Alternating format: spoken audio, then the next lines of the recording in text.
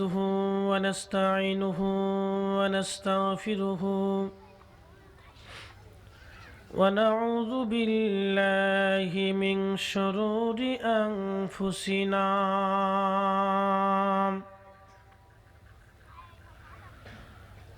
ومن سيئات أعمالنا من يهده الله فلا مضل له ومن يضلله فلا هادي له ونشهد أن لا إله إلا الله وحده لا شريك له ونشهد أن محمدًا عبده ورسوله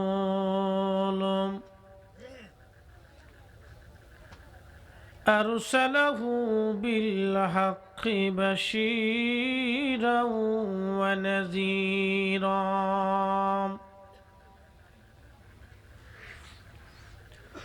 وداعيا إلى الله بإذنه وسراجا منيرا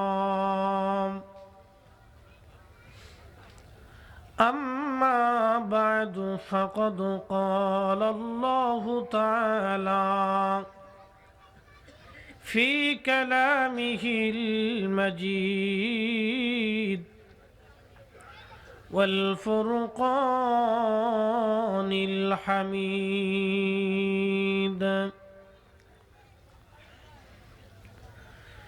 إنما المؤمنون الذين إذا ذكر الله وجلت قلوبهم وإذا تليت عليهم آياته زادتهم إيمانا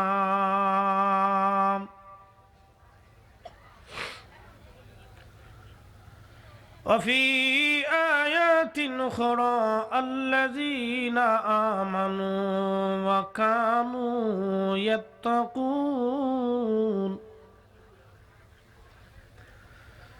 وكانوا يتقون لهم البشرى في الحياة الدنيا وفي الآخرة وفي آيات أخرى إن الله وملائكته يصلون على النبي يا أيها الذين آمنوا صلوا عليه وسلموا تسليما اللهم صل على مولانا محمد سيدنا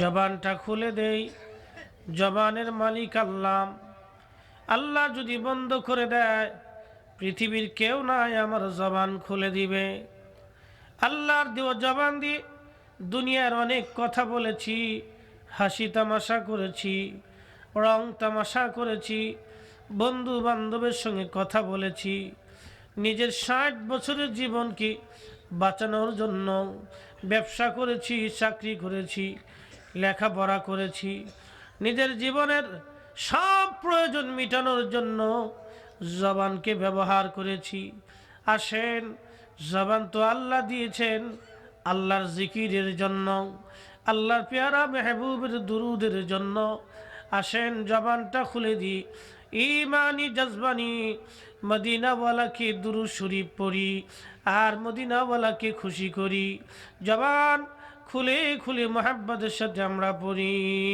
আল্লাহুম্মা সাল্লি আলা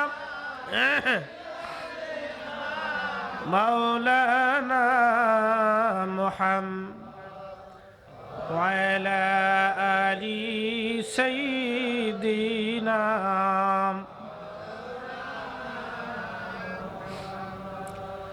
নবীর ইশকে যার দিল ভাই, এই ভুবনে কাঁদে না।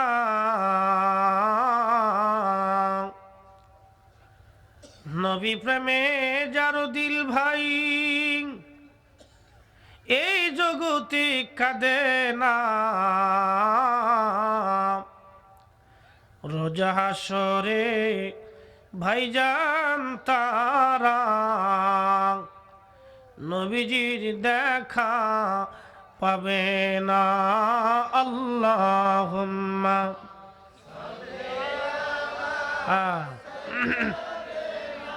মাশাআল্লাহ, মারহাবা, আল্লাহু আকবার।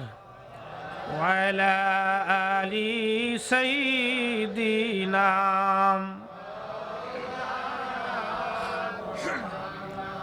জিকির করি জবান খুলে দিয়ে লা ইলাহা ইল্লাল্লাহ, লা ইলাহা ইল্লাল্লাহ, লা ইলাহা ইল্লাল্লাহ, লা ইলাহা ইল্লাল্লাহ, জোরে লা ইলাহা ইল্লাল্লাহ, লা ইলাহা লা ইলাহা লা ইলাহা লা ইলাহা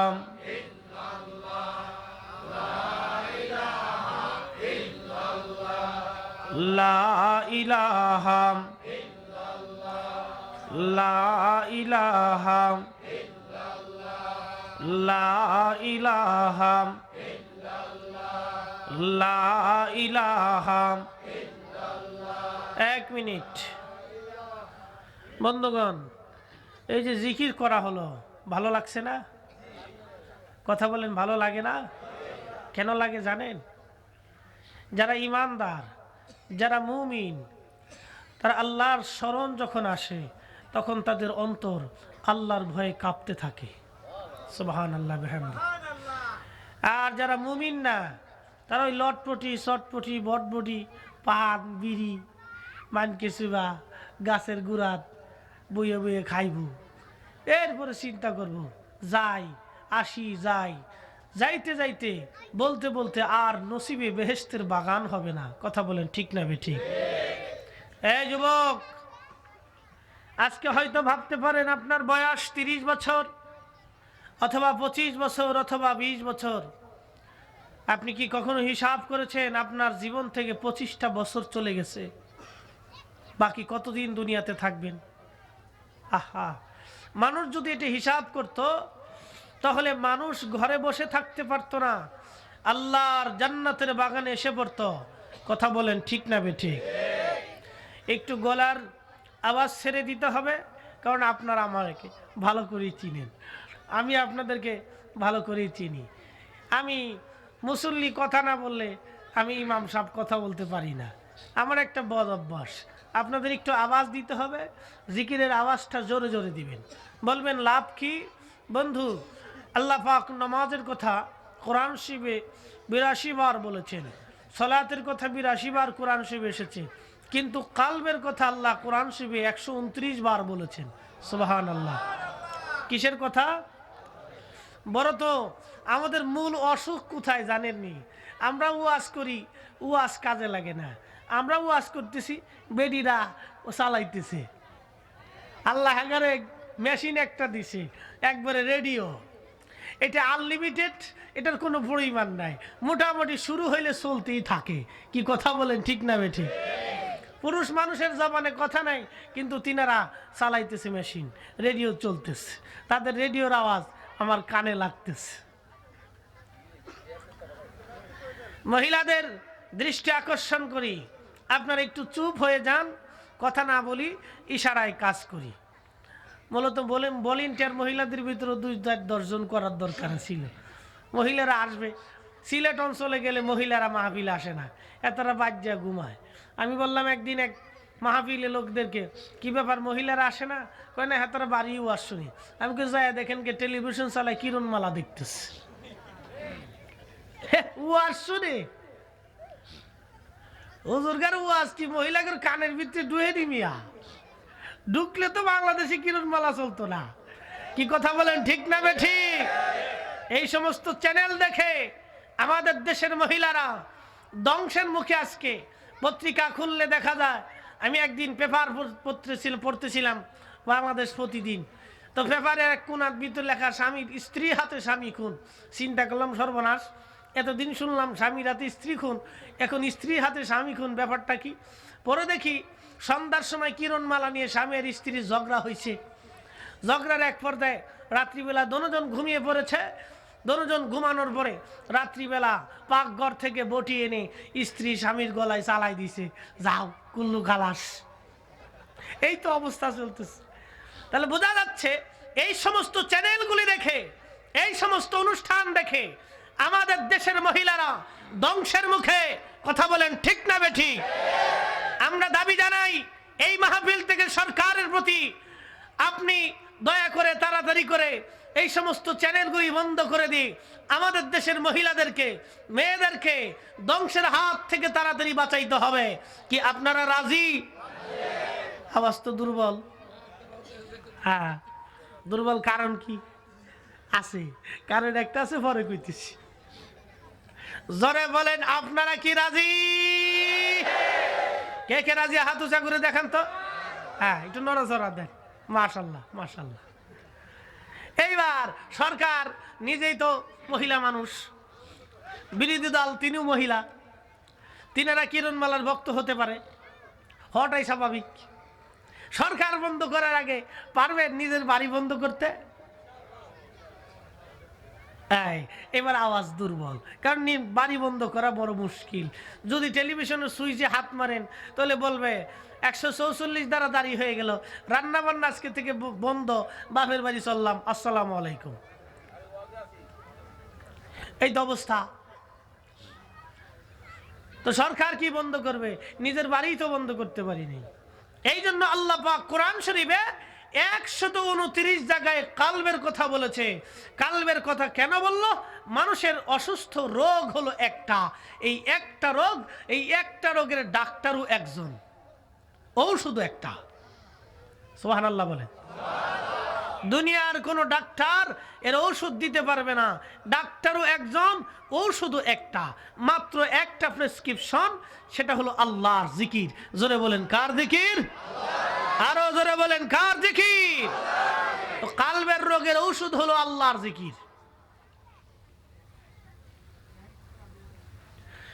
আল্লাহর হাবিব বলেন, মানুষের দেহের ভিতরে একটা গোশতের টুকরা আছে, এটা যদি সুস্থ থাকে তো পুরা বডিটাই সুস্থ থাকে, এটা যদি অসুস্থ হয়ে যায় তো পুরা দেহটাই অসুস্থ হয়ে যায়।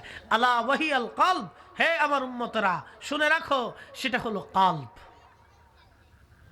এটা অসুস্থ তো আমাদের, এই জন্য মাহফিল ভালো লাগে না। এই যাই বসি এখানে, যদি আপনাদের এই সিঙ্গাইরের ওই যে সেই মহিলা বাংলাদেশ কাঁপানো, নাম জানেন না, মমতাজ, বাংলাদেশ কাঁপানো মমতাজ, মঞ্চ কাঁপানো মমতাজ, এমন মঞ্চই কাঁপা যে প্রয়োজনে মঞ্চ ভেঙ্গেই পড়বে। তিনি যদি আসতেন, বন্ধু মহলের বন্ধুরা যদি তিনাকে আনতেন খুব আদর যত্ন করে, তো বাংলাদেশের এই সিঙ্গাইরের পাবলিকের আর অভাব হইতো না। কি কথা বলেন, ঠিক না বেঠে? কিন্তু বেহেশতের বাগানে মানুষের অভাব হয়ে পড়ছে। অনেকগুলি কারণ আছে। বেহেশত আল্লাহ বানাইছে কয়টা? মোট 8টা। পৃথিবীতে মানুষ আছে কত? 700 কোটি। মুসলমান আছে কত? 150 কোটি। বাকি সবাই কাফের।